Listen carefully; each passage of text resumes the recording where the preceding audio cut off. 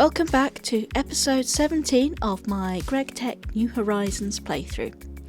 In this episode I am going to be tinkering about with my oil processing some more. I finally get my hands on some EV circuits, which is very exciting. And as you can see, we get some quality of life with travel anchors. Let's get going! Okay, so last episode we made the clean room. And this time I would like to try and make some EV circuits so we can get a distillation tower and sort out our diesel production. Here's the quest book page that I'll be following, and I thought it was a little bit overwhelming at first because I was looking at these HV machines and these phosphorus wafers as well. Those could be used at the moment, but I'm going to just use the MV machinery to get started with. It's not quite as efficient in terms of materials, but it is more efficient on power, and considering that I'm worried about our diesel throughput, sticking with MV to start with is the right call, I think. We're going to need a MV circuit assembler to start with, so I will get on with that first.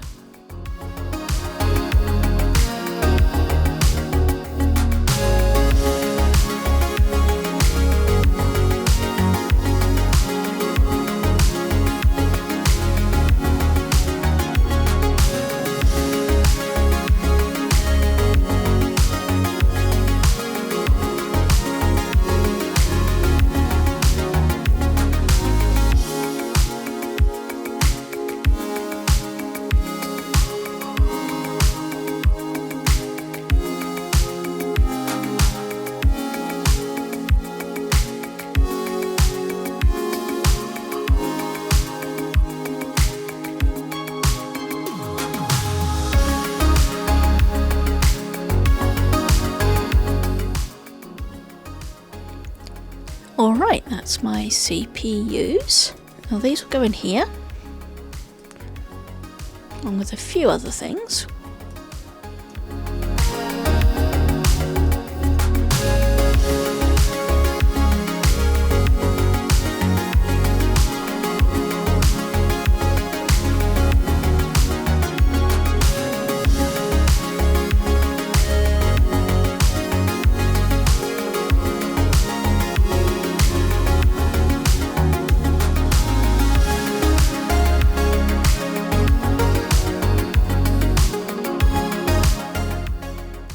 That's almost everything we need. The last thing I need to make is these capacitors.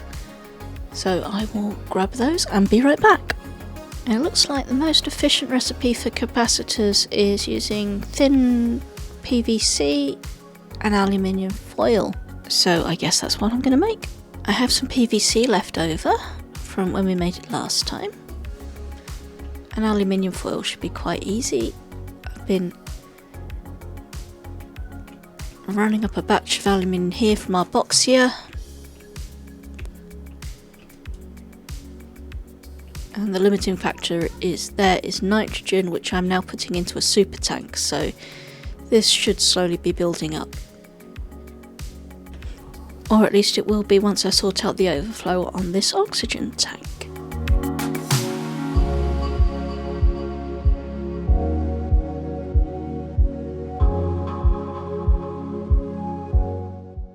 These go in a HV assembly machine, ratio of 2:1 on circuit 3 with polyethylene. I might have overcrafted these slightly, but it's a drop in the ocean compared to what we're going to need in future, so it's all good. Oh, alright, so I think this is the last component we need, so let's get this going.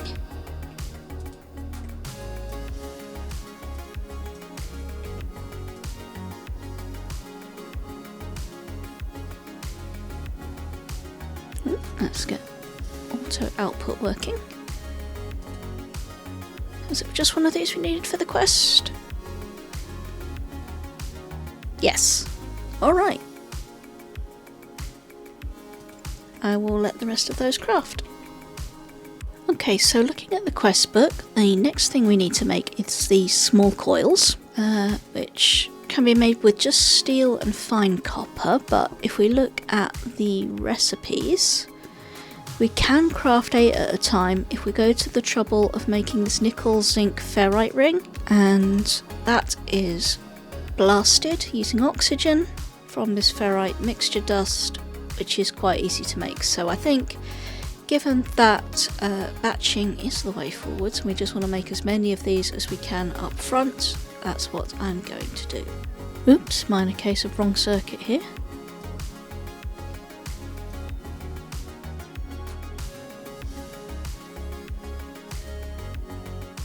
That's better. And conveniently the EPF has run out of nitrogen, so that will make the oxygen swap easy.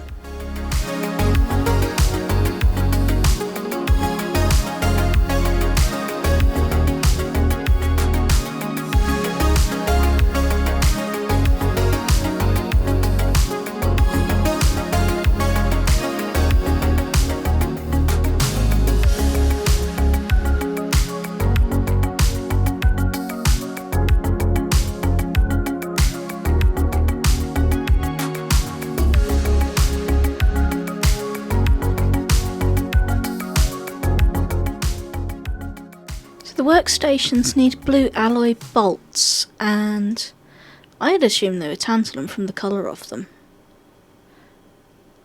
But no, they are blue alloy, which requires electrotine, which comes from the nether. I had a little bit, so I'm kind of cheaping out a little bit here and just hoping that what I've put together is enough. But I am going to need to go and mine that vein out properly soon, and I'm not looking forward to it.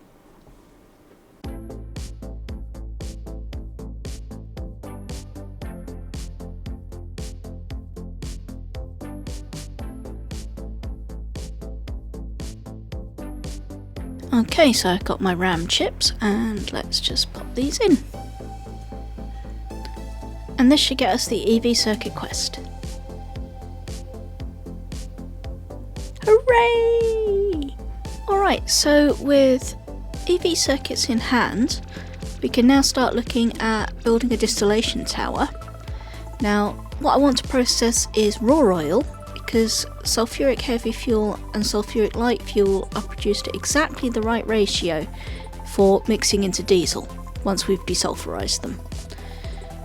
These things, I'm not sure what we're going to do with. I mean, I think the gas I can process through to polyethylene very easily. Naphtha, not so sure. It'll probably just go in a super tank and get void overflowed for now until I figure it out. So there are 4 products all in all that we need the distillation tower to make, which means we need it to be 5 tall. This is quite nice that this schematic here tells us how many we need. So it says we're going to need 32 casings plus the tower, 4 output hatches, and obviously all the rest of the stuff and the things. So I've been making some stainless steel plates and the frames. I don't know if it'll be enough, but it'll be a start, and I will come back when I've got all the stuff ready to make this tower.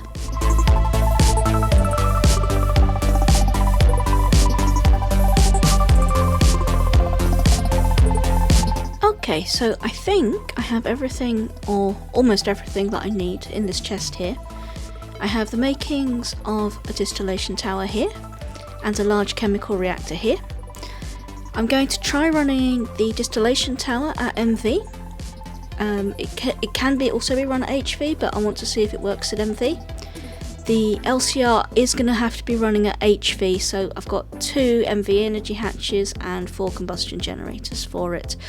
That's because the diesel recipe that it runs, if I can find it, there we go, this one is a HV recipe, and this will mean that we don't need a separate mixer, which is quite nice.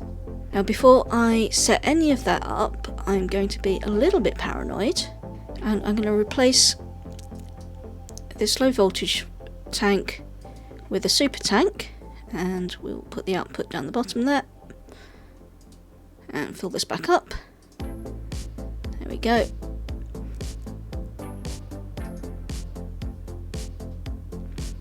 It's fine. And that will just give us a massive buffer, so if anything goes wrong, I will have some buffer to be able to fix it. Because I'm not sure that this is going to work, so I'm just taking a little bit of a safety precaution. I'm going to leave this a day to fill up. That should be plenty. See you in a bit. Okay, it's a day later and our super tank is just over halfway full, and the super tank that had the heavy oil has emptied out. We're still processing a little bit of heavy oil into sulfuric fuel, and the sulfuric fuel is still waiting to get desulfurized, so I'll probably end up tanking all of that up for storage, but I think we're good at this point to start switching things over. Alright, so I thought I'd start with the LCR, that being slightly more complicated of the two things to set up. So the plan is that the sulfuric light fuel and the sulfuric heavy fuel will come in here, and they will then be desulfurized, and the hydrogen sulfide will come out of an output hatch that's behind this electrolyzer, which will electrolyze. Hydrogen will get recycled back in, and we will just bin the sulfur for now. I think probably going to have plenty of sulfur from lots of sources moving forwards, so there's room here to pop a drawer in if I decide I want one, but for now I think I'm just going to dump it. Now the desulfurized light fuel is going to come into this output hatch. It's an MV output hatch because I need to make sure that there's enough room for the whole recipe. It's more than 20 buckets that are going to come out, and that's going to feed straight into this input hatch, which is also MV for the same reason. And then the heavy fuel is going to come out here and go back in here. This is the output hatch where the diesel will come out, and that will feed into the pipeline down there. And we've got an input bus here. I think we will need another program circuit to be able to carry both. So 4 is desulfurizations and 24 is the mixing of the diesel. And I hope that should be it, but I won't know until I get the distillation tower set up and I have some inputs for the thing, so I'll do that next. Don't look now, but I think I forgot something. Okay, so here we are with my distillation setup. We have the extractor and chemical reactor here set up as before. I'm using the Enter IO conduit because for some reason the Grugtech things were being annoying and berries weren't coming through to this one for some reason. And they come through to the distillation tower, which outputs heavy fuel, light fuel, naphtha and sulfuric gas. These super tanks are set to void overflow, and it's not running at the moment because the sulfuric light fuel is backed up. It's been about a day since I set this up, so things are all backed up. And here we have a full super tank full of diesel.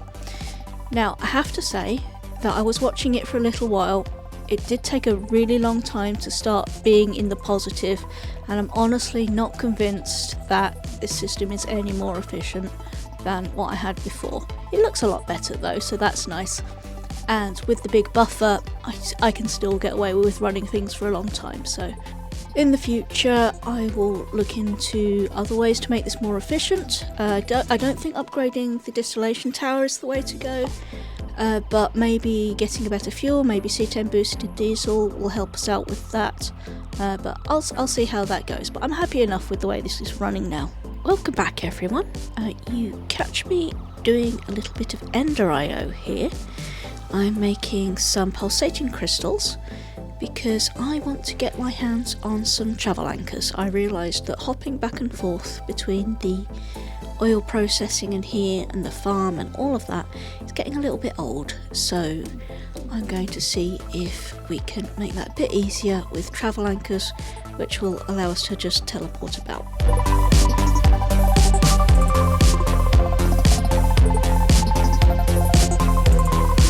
So one of the components of a travel anchor are these red steel plates.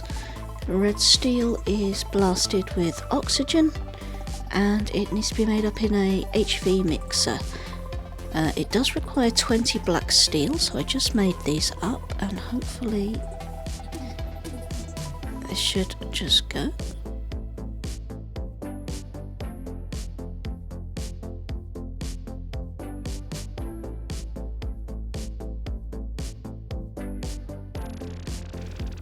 Just under 30 seconds a pop, not terrible I suppose.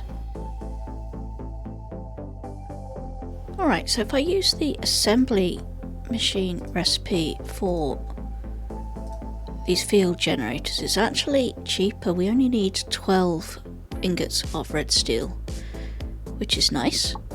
It is still eye-bleedingly expensive on circuits, but I want these, so here we go.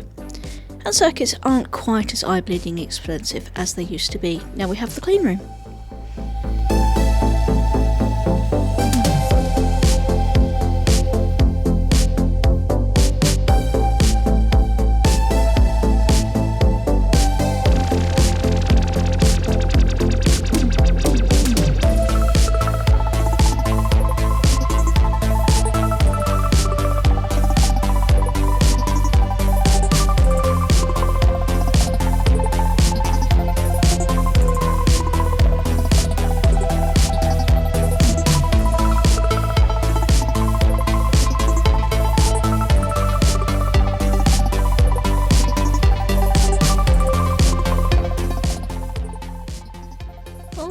So I have one here for my farms, and then central processing here. I can use this just like an elevator for the clean room, which is lovely, and get to oil processing and steam. And it's just slightly annoying that sometimes it jumps instead of teleporting, but for the ease of getting around I will take it. Now you'll see I have a couple left over, and that's not a mistake. I will show you what I'm going to do with those in a second. Let's just grab this and let's head to the Twilight Forest.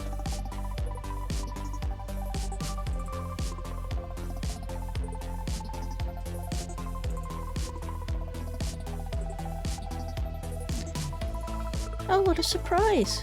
It's raining again. Alright, so a few episodes ago I beat the Naga in this arena, and I was looking at it, I was thinking that's quite a nice looking arena. I think this will be my magic base.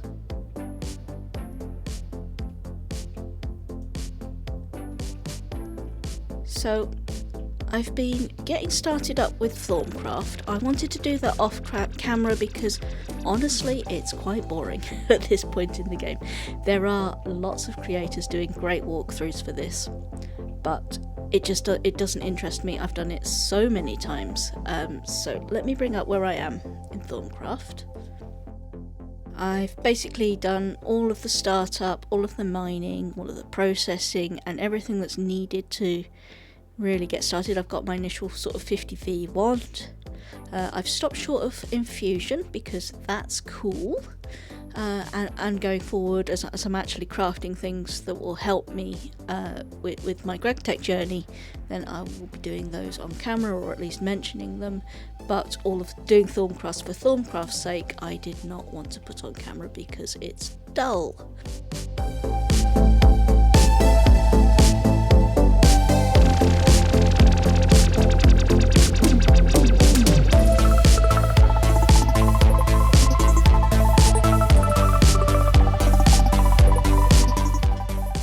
Yes! Oh, that's so good. Great, so I can now really quickly get back and forth between the main base and my magic base. That's brilliant. Alright, so if I look at my current to-do list that actually has been ongoing for a while now, we've got travel anchors and we've definitely started magic. And in the grand scheme of HV milestones, we're not that much further forward, or indeed any further forward, but that's okay. This is just here to sort of keep the eyes on the prize, which is the moon. I've never been and I'm really excited to get there, but I think it's a few episodes away yet. So next time I will be looking into this disastrous situation of my armour and see if we can do something to improve that, and see if we can get multi-smelter up and running. See you then.